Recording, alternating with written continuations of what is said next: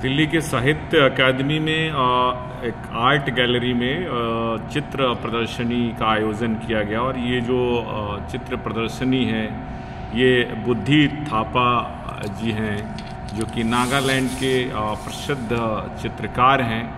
उनकी पेंटिंग्स की प्रदर्शनी यहाँ लगाई गई है और ये साहित्य अकादमी के ललित कला अकेडमी भवन में लगाई गई है और ये 1 मई से लगातार चल रही है और इन चित्र प्रदर्शनी को देखने के लिए लोगों की लगातार भीड़ आती रहती है।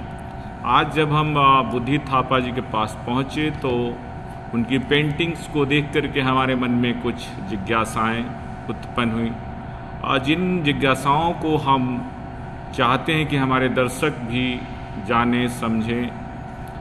इन चित्रों के पीछे चित्रकार के मन में क्या चलता है, एक चित्रकार क्या सोचता है और वो चित्र बनाते समय किन चीज़ों का ध्यान रखता है, इन सब पर बात करने के लिए हमारे साथ मौजूद हैं बुद्धि थापा जी। उनका बहुत स्वागत करते हैं। सर, आपका बहुत स्वागत है हमारे इस चैनल पर।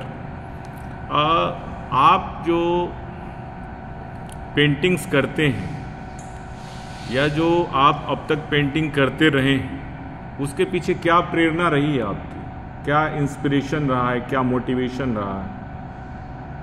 बोलिए सर।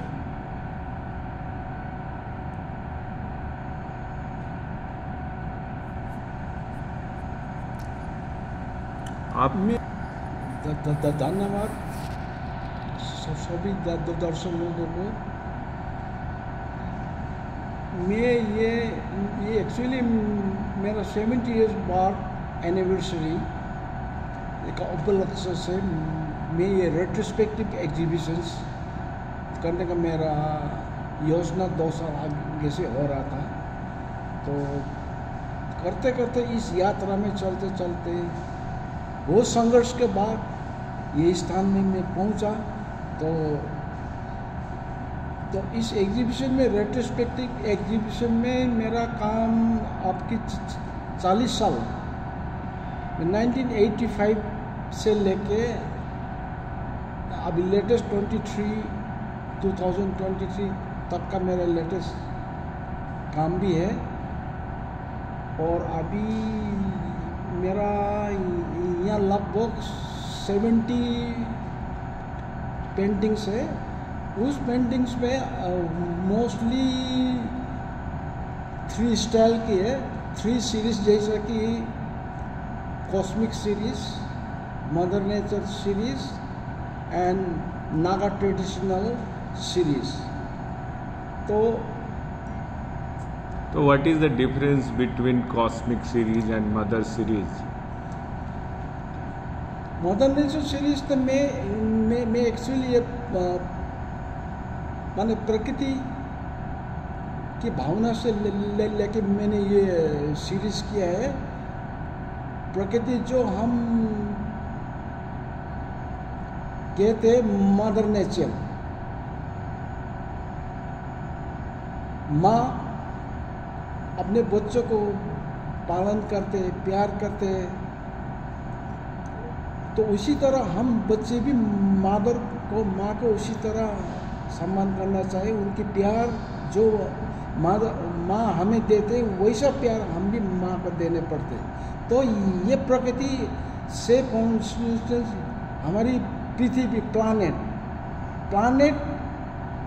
समय के अनुसार अभी हमारे प्लानेट कुछ ध्वंस हो रहे हैं।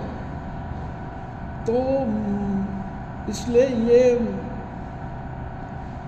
हम चाहता हूँ कि हमारे ये प्रकृति प्लानेट जितना हो सके उनके सही तरीके से उसको सेव करने के हम लोग प्रयास करने पड़ेंगे। जितना other entities like animals, birds, insects, they are doing their parts to protect our planet, but we only human being race they are destroying our planet.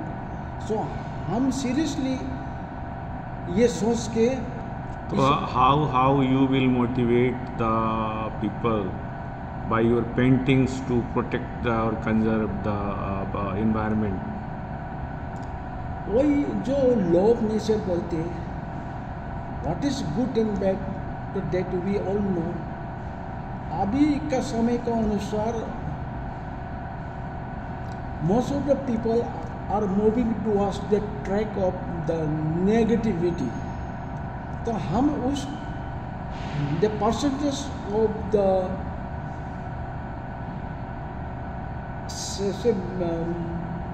most of the percentage of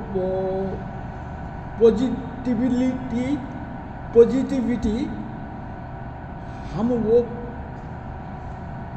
use करना चाहिए। Good thought, we should not harm anyone, we should love everyone, respect, love, humanity. तो ये प्यार के संबंध है, जब प्यार की भावना सभी पर होना चाहिए। Love, because if there is no love, the entire universe remains blank of darkness. That darkness too deserves love. So this love can destroy even the top missiles. So love is great thing. So हम सभी पर एक आप आपने painting की शुरुआत कब की? कब से पेंटिंग शुरू मैंने करी? एक्चुअली पेंटिंग की शुरुआत मैंने 1976 से किया। उसके बाद मैंने आर्ट कॉलेज में किया, government college of art and craft Calcutta. मैंने 76 to 81, मैंने 81 में पास किए, BFA किए। तो उसके बाद BFA को पास करने के बाद मैं वर्षों 5-6 साल में इस एक्सपेरिमेंटेशन में लगातार रहा। एंड उसके बाद मैंने ये अनुभव किया कि अभी मैंने जो भावना किया मेरा एक्सपीरियंस से, एंड थ्रू माई एक्सपेरिमेंटेशन मैं इस पेंटिंग को लाऊंगा। तो माई फर्स्ट मेरे ये सृष्टि मेरा क्रिएशन था, वो पेंटिंग वहाँ पर मान आपके कॉस्मिक पेंटिंग में वो दर्शाया गया है। उधर में 7 division of universe, the title of that painting is the cosmic creations.